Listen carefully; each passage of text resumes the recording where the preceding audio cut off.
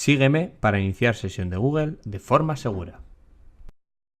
Vinculemos la cuenta Google al teléfono móvil. Primero vamos a Ajustes, continuamos en apartado Google y después Cuenta Google. Buscamos opción de añadir otra cuenta. Esperamos. Si vamos muy rápido, párame. Introduce tus datos. Te recomendamos parar el vídeo para introducir tus datos. Clica Acepto.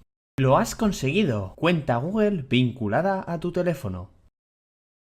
Configuremos inicio de sesión en 2 pasos. Vamos a Seguridad y clica en Verificación en 2 pasos. Empecemos. Teclea tu número de teléfono móvil. Sigamos. A tu teléfono móvil llegará un SMS con un código. Introdúcelo. Sigamos. ¡Ha funcionado! Activémoslo.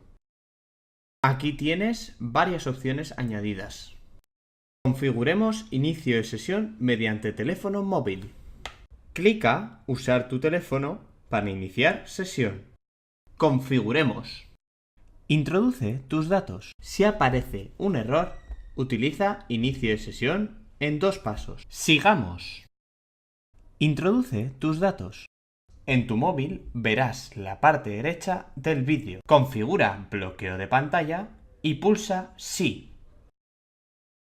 Todo listo. Activémoslo.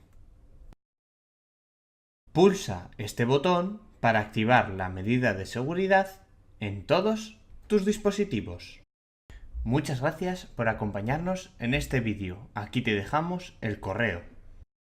Si desea utilizar este archivo bajo licencia CC BY NC SA, por favor referencie como autores a Maitane Martínez y Ari Chivarra.